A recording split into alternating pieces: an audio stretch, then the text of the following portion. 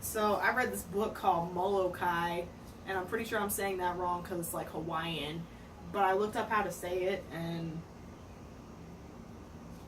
everyone said it was Molokai, and even Hawaiian people apparently don't agree on how to pronounce it. So I don't know, y'all. I don't even know. It's by Alan Brennert. What a name. You know what I'm saying? My homie Alan. Okay.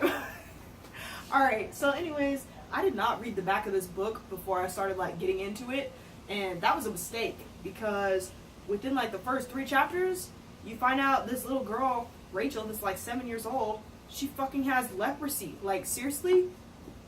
I thought this was gonna be, I don't know what I thought it was, but I didn't know it was gonna be this depressing. Like, I don't even know. And her mom finds out, and they try to hide that shit, and it basically doesn't work. Like, she gets exiled to this island, like this whole separate island. She has to leave her family, and the whole reason she gets exiled is because her sister fucking calls her out on the playground because they have like this rivalry where they're like jealous of each other and trying to one up each other and show off whatever. I don't know. So her sister basically like outs her with the leprosy, and then she has to go to this whole other island on this ship by herself. Goodbye to your family, goodbye to everything you've ever known. Like, that was some depressing shit to drop within like the first 3 chapters. And I guess I should have read the back because it literally says that she's it literally says on the back. I don't know why I did not read the back, okay? It was depressing. So you basically follow Rachel's life through her whole, like, from her being a 7-year-old kid to like growing up on this island and everything that she goes through. Like, and they did not understand how to treat leprosy then. Apparently there was like 2 types, and there was one that attacks like the skin, or like, I guess like the flesh, and then there was one that was a slower version of it that attacks the nerves first. So on the outside you wouldn't have that many defects, but it would be attacking like the insides. So she has that slower progressing one. So she looks relatively normal, but basically, like, she goes to this island and all the leprosy patients are kind of like scary looking, and she's like, oh shit, is that gonna be me? I don't even know.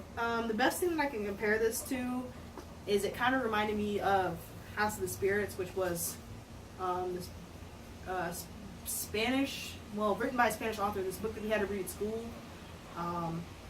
that was really epic and basically covered like generations of one single family. But it reminded me of that because it's so like epic in scale. The other thing that impressed me was it's fucking written by a dude, but like I feel like, and usually I can tell when a female perspective is written by a guy because it's not quite right.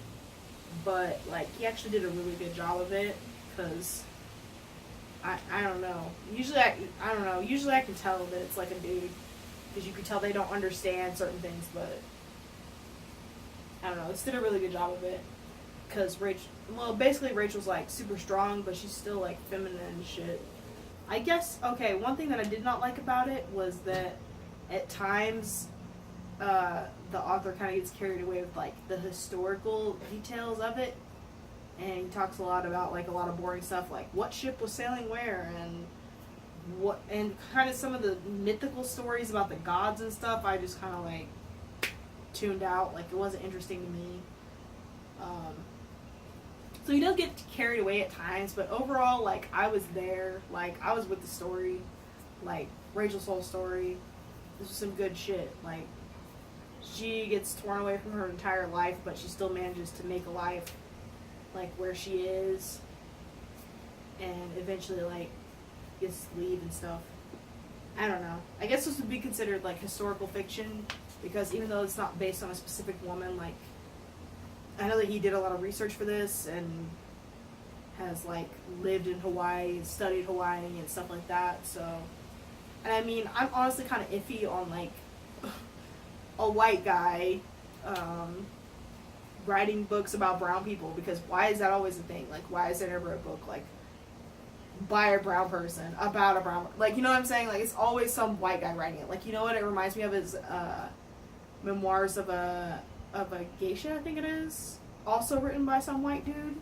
And apparently that book is really inaccurate, but that's kind of what it reminded me of, except I feel like this one was more true to like Hawaiian life because this guy's actually lived it.